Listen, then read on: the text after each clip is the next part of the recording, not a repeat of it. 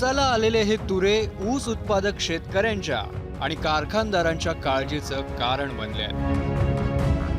या तुऱ्यांमुळे ऊस उत्पादक शेतकऱ्यांचं दुहेरी नुकसान होत आहे। ऊसाचं उत्पादन घटून शेतकऱ्याला फटका बसतो, तर साखर उतारा कमी झाल्यानं शेतकरी आणि कारखानदार दोघांचंही नुकसान होत आहे।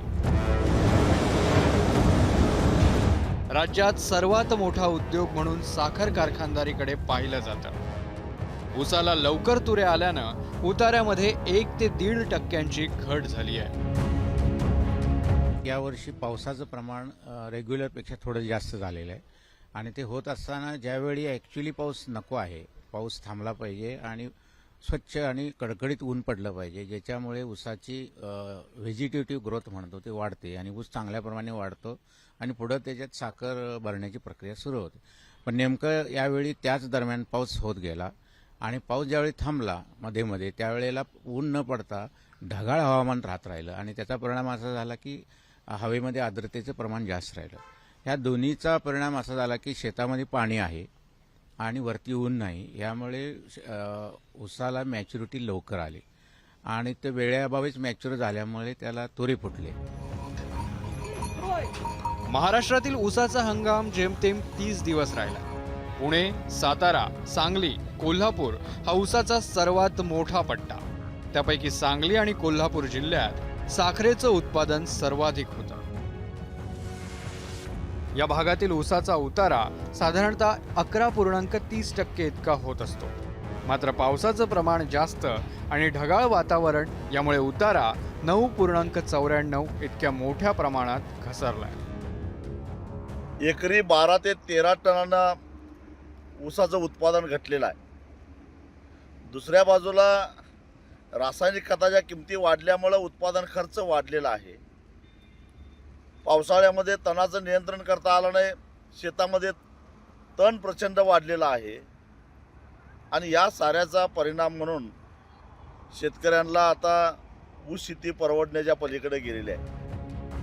साखरेचा उतारा कमी पडल्यानं शेतकऱ्यांना खूप मोठा फटका सहन करावा लागतोय। पावसाळ्यात कोल्हापूर जिल्ह्यातील नद्या दुथडी भरून वाहत असतात, त्यामुळे ऊसाच्या शेतीमध्ये जास्त वेळ पाणी साचून राहतं। याचाही फटका शेतकऱ्यांना बसतोय। उतारा थोडा पण वजनाला थोडं कमी बसतोय, बाकी काय नाही। मग इतर काय कशामुळे तुरे आलं? पोसावलं की तुरा पडतोय त्याला, पोसाल्यानंतर वजन कमी बसते। बऱ्यापैकी नुकसानीचाच हा तसा आहे आणि शेती तर परवडत नाहीच आहे।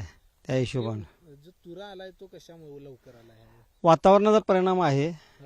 पुराचा एक आमच्या साईडला जर असं कोल्हापूर शहर हे पाण्याच्या ह्याच्यामुळं पूरग्रस्तांच्यामुळं की उत्पन्न निम्म्यावर घटलेलं आहे। महाराष्ट्र राज्यात एकूण 206 साखर कारखाने। गेल्या वर्षी राज्यात ऊसाचा उतारा 11.30 इतका होता। यावर्षी राज्यात साखरेचा उतारा 9.54% आलाय। गेल्या वेळी ऊसाचं गाळप 1073 लाख टन इतकं झालं। यंदा आतापर्यंत ऊसाचं गाळप केवळ 673 लाख टन इतकं झालंय। गेल्या वर्षी 110 टन साखरेचं उत्पादन झालं होतं। यावेळी आतापर्यंत साखरेचं उत्पादन 64 लाख टन इतकं झालंय। साखरेच्या उत्पादनात महाराष्ट्र देशात अव्वल स्थानी आहे। जी परिस्थिती महाराष्ट्रात आहे तीच परिस्थिती देशात पाहायला मिळते। त्यामुळे यंदा साखरेचं उत्पादन कमी होऊन साखरेच्या दरात वाढ होण्याची शक्यता वर्तवली जाते। विजय केसरकर, एबीपी माझा, कोल्हापूर। एबीपी माझा, उघडा डोळे बघा नीट।